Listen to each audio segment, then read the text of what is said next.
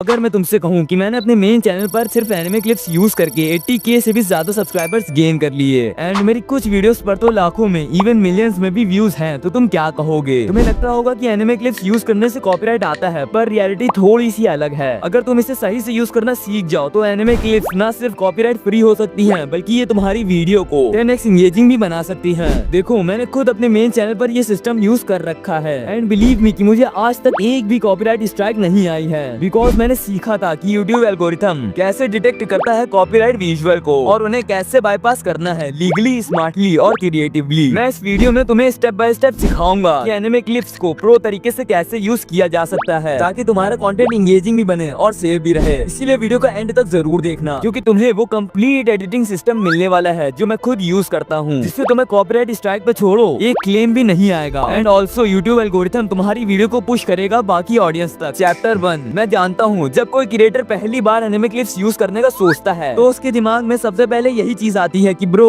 Anime clips use करने से तो कॉपीराइट आता है। और ये फिर जेन्युइन है, क्योंकि हम सब ने देखा है कि कोई बंदा एक अमेजिंग एडिट बनाता है और फिर उसे अपलोड करता है एंड देन एक कॉपीराइट क्लेम आ जाता है। कहीं ऑडियो ब्लॉक हो जाती है तो कहीं पूरा वीडियो ही बंद हो जाता है या YouTube उसे डिलीट कर देता है और कभी कभी तो पूरा चैनल ही टर्मिनेट हो जाता है। मैं भी पहले ऐसा ही सोचता था, पर जब मैंने अपने मेन चैनल पर यह एक्सपेरिमेंट स्टार्ट किया और एनिमे क्लिप्स को स्मार्टली शॉर्ट ड्यूरेशन में यूज करना सीखा तो रिजल्ट ऑनेस्टली शॉकिंग थे, जो आपके सामने हैं। वीडियो का एंगेजमेंट बढ़ गया, ऑडियंस रिटेंशन इंक्रीज हुआ और एडिटिंग का वर्कलोड भी ऑलमोस्ट हाफ हो गया। मतलब समझ में आया? प्रॉब्लम्स क्लिप्स में नहीं थी, प्रॉब्लम्स उन्हें यूज करने के तरीके में थी और वही पार्ट 90% क्रिएटर्स गलत करते हैं। चैप्टर 2, देखो, जब भी कोई क्रिएटर एनिमे क्लिप्स यूज करता है तो उसके दिमाग में एक ही फोकस होता है कि बस मेरी वीडियोस के सीन्स कूल लगे, एडिट स्मूथ हो और वीडियो सिनेमैटिक दिखे। लेकिन YouTube का एल्गोरिथम तुम्हारी क्रिएटिविटी नहीं देखता, वो देखता है डाटा पैटर्न्स। एल्गोरिथम के लिए एक क्लिप सिर्फ विजुअल फ्रेम्स और ऑडियो वेव्स का कॉम्बिनेशन होती है और जब ये फ्रेम्स किसी और कॉपीराइटेड कंटेंट से मैच हो जाते हैं तो सिस्टम तुरंत एक कॉपीराइट मैच डिटेक्ट करता है और वही होता है कॉपीराइट क्लेम। अब प्रॉब्लम ये है कि एनिमे क्लिप्स में कॉपीराइट ऑलमोस्ट हमेशा ही मैच हो जाता है, क्योंकि ये विजुअल्स ऑफिशियली कॉपीराइटेड स्टूडियोज के होते हैं, लाइक टोई एनिमेशन, माप्पा, स्टूडियो पैरेट एक्सेट्रा। ये स्टूडियोज अपने हर फ्रेम को कंटेंट आईडी सिस्टम में रजिस्टर करा लेते हैं। YouTube के पास एक ऑटोमेटेड टूल होता है, कंटेंट आईडी स्कैनर, जो हर न्यूली अपलोडेड वीडियो को स्कैन करता है फ्रेम बाय फ्रेम और चेक करता है कि ये किसी एग्जिस्टिंग कॉपीराइट क्लिप से तो मिलती जुलती नहीं है, बिकॉज अब AI इतना ज्यादा एडवांस हो गया है, इसीलिए वो फ्रेम बाय फ्रेम चेक करता है। तो देखो भाई, अब समझने वाली बात ये है कि ये सिस्टम हर सेकंड के फ्रेम को कंपेयर करता है और अगर तुम्हारा clip same angle, same motion या सेम बैकग्राउंड के साथ दिखाई देगा तो तुरंत वो मैच हो जाएगा, चाहे तुमने साउंड हटाया हो या नहीं। अगर तुमने एनिमे क्लिप्स को ओरिजिनल बैकग्राउंड म्यूजिक या वॉइस लाइन के साथ यूज किया है तो कंटेंट आईडी और भी ज्यादा फास्ट डिटेक्ट कर लेगी, क्योंकि ये सिस्टम सिर्फ फ्रेम्स ही नहीं, ऑडियो फॉर्म, सिग्नेचर्स भी कंपेयर करता है। तो अगर तुमने एक इंटेंस गोकू स्क्रीम लगाई हो जिसमें गोकू कुछ इस तरह से चिल्ला रहा हो तो YouTube एल्गोरिथम उसे इंस्टेंटली मैच कर देगा, वो भी सेकंड्स में। एंड रिजल्ट कॉपीराइट क्लेम या स्ट्राइक। कॉपीराइट सिर्फ लीगल प्रॉब्लम नहीं है, ये एक एल्गोरिथम प्रॉब्लम भी है और जब तक तुम समझोगे नहीं कि YouTube का सिस्टम एक्चुअली डिटेक्ट कैसे करता है तब तक तुम्हारे एडिट्स या वीडियो सेफ नहीं रहेंगी। लेकिन यही वो पार्ट है जहाँ प्रो क्रिएटर्स स्मार्ट बनते हैं। वो सिस्टम से लड़ाई नहीं करते, ना ही वो सिस्टम के खिलाफ जाते हैं। वो सिस्टम को रूल्स को समझकर उसे अंदर से एनालाइज करते हैं और फिर अपने हिसाब से एनिमे क्लिप्स को यूज करते हैं। और अब अगले सेक्शन में हम वही सीखने वाले हैं। Strategy number 1, fair use system. देखो, YouTube पर एनिमे क्लिप्स यूज करना लीगल है, बस ये डिपेंड करता है कि तुम उन्हें कैसे यूज कर रहे हो। ये पूरा सिस्टम बस एक ही चीज पर चलता है, जो है फेयर यूज। अब फेयर यूज का सिंपल मतलब होता है कि तुम कॉपीराइटेड कंटेंट को तब तक यूज कर सकते हो जब तक तुम उससे कुछ नया क्रिएट कर रहे हो या उसका एजुकेशन, कमेंट्री या ट्रांसफॉर्मेटिव पर्पस के लिए यूज कर रहे हो। मतलब अगर तुम एनिमे का कोई एक सीन लेते हो और उस पर अपना एक्सप्लेनेशन, नरेशन या एनालिसिस डालते हो तो वो ट्रांसफॉर्मेटिव कंटेंट के अंदर आ जाता है और इसी वजह से तुम्हें उससे कॉपीराइट स्ट्राइक नहीं आता। लेकिन एक दिक्कत यहाँ पर भी है, ज्यादातर क्रिएटर्स फेयर यूज को गलत तरीके से समझते हैं। उन्हें लगता है कि क्लिप्स को छोटा कर दो या ऑडियो को हटा दो तो क्लेम नहीं आएगा, लेकिन रियलिटी में सिस्टम इतना सिंपल नहीं है। फेयर यूज के लिए 4 चीजें इंपॉर्टेंट होती हैं जो मैं तुम्हें अभी बताने वाला हूँ, इसीलिए ध्यान से सुनना। First, purpose of use. क्या तुम कंटेंट को कमेंट कर रहे हो, मतलब एक्सप्लेन कर रहे हो, या बस रीयूज कर रहे हो? अगर तुम्हारा इंटेंट क्लियर हो, यानी कि एजुकेशन पर्पस या ट्रांसफॉर्मेटिव एनालिसिस करना, तो चांसेस कम है कि तुम्हें कॉपीराइट क्लेम या स्ट्राइक आएगी।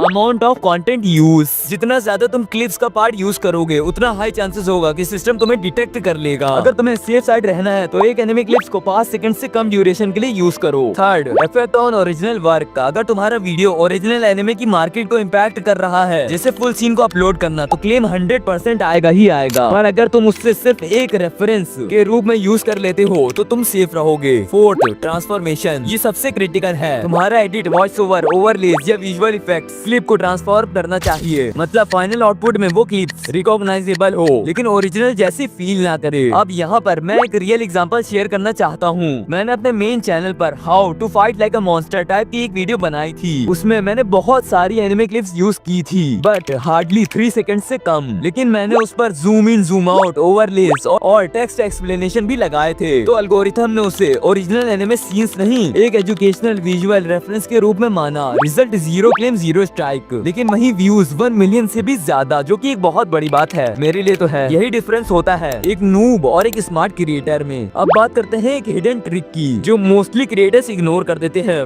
Frame break technique. ये टेक्निक एल्गोरिथम को कंफ्यूज करती है, इसीलिए अब ध्यान से देखना। जब तुम एक क्लिप यूज करते हो तो हर 2-3 सेकंड में उसका एक फ्रेम में छोटी सी ट्रांसफॉर्मेशन ऐड कर दो, जैसे जूम इन या zoom out, rotation, light flash या ओवरले, टेक्स्ट मार्क्स या मिरर फ्लिप। ये छोटी ट्रांसफॉर्मेशन एल्गोरिथम के फ्रेम मैचिंग पैटर्न को तोड़ देती है, और जब पैटर्न टूट जाता है तो सिस्टम तुम्हारी क्लिप्स को डिटेक्ट ही नहीं कर पाता है और उसे एजुकेशन पर्पस के रूप में देखता है। यही रीजन है कि मुझे कभी भी स्ट्राइक नहीं आई। मैंने तुम्हें सिंपल शब्दों में समझा दिया है कि यूट्यूब का सिस्टम कॉपीराइटेड क्लिप्स को कैसे डिटेक्ट करता है। मतलब एल्गोरिथम तुम्हारे वीडियोस के फ्रेम्स को मैच करता है, वो हर सेकंड के विजुअल पिक्सेल्स में स्कैन करता है और चेक करता है कि क्या ये क्लिप्स कहीं और से तो ली नहीं गई है। अगर हाँ, तो तुरंत कॉपीराइट क्लेम या स्ट्राइक आ जाती है। अब सवाल ये उठता है कि मैंने अपने मेन चैनल पर 40 वीडियो से भी ज्यादा अपलोड की है, जिसमें मोस्टली एनिमे क्लिप्स का ही यूज किया गया है, फिर भी मेरे चैनल पर अभी भी एक भी स्ट्राइक क्यों नहीं आई, वो भी फुल सीन्स के विजुअल्स एलिमेंट्स के साथ। तो आंसर बहुत ही ज्यादा सिंपल है, क्योंकि मैं क्लिप्स को कॉपी नहीं करता था, मैं उन्हें ट्रांसफॉर्म कर देता था। सुनने में थोड़ा अजीब लग सकता है, बट अगर तुम वीडियो आगे कंटिन्यू करते हो तो तुम्हें समझ में आ जाएगा। बट यहाँ पर मैं तुम्हें एक बात क्लियर कर देना चाहता हूँ कि अगर तुम चाहते हो कि मैं इस टॉपिक पर भी वीडियो लाऊं कि मैं एनिमे क्लिप्स कहाँ से लाता हूँ, उन्हें कैसे डाउनलोड करता हूँ बिना क्वालिटी यूज किए और विदाउट एनी सबटाइटल, तो उसके लिए मुझे ये चीज पता चलना चाहिए कि तुम लोग अपनी ग्रोथ और चैनल के लिए सीरियस हो या नहीं। तो इसी चीज को जानने के लिए मैं एक सिंपल सा चैलेंज रखता हूँ। मतलब अगर तुम इस वीडियो पर 1K लाइक्स कंप्लीट करा देते हो और चैनल पर 500 सब्सक्राइबर्स क्रॉस करा देते हो, तो मैं नेक्स्ट वीडियो इसी पर डालूंगा, यानी कि best sources for anime clips. और हाँ, सिर्फ इतना ही नहीं, मैं तुम्हें एक ड्राइव का लिंक भी दे दूंगा, जहाँ पर मेरी सारी फेवरेट और मोस्टली यूज्ड एनिमे क्लिप्स होंगी, जो कि सच में बहुत ज्यादा है, जिससे तुम अपनी वीडियो को बहुत ही ज्यादा एंगेजिंग बना सकते हो और हजारों में सब्सक्राइबर्स भी गेन कर सकते हो। तो इसीलिए आई होप कि तुम लोग इस चैलेंज को पूरा करा दोगे। इसीलिए मैं चाहता हूँ कि तुम इसे ज्यादा से ज्यादा शेयर करो। बाकी अगर चैनल पर नए हो तो इसे सब्सक्राइब कर देना और वीडियो को लाइक कर देना। तो मिलते हैं अब नेक्स्ट वीडियो में।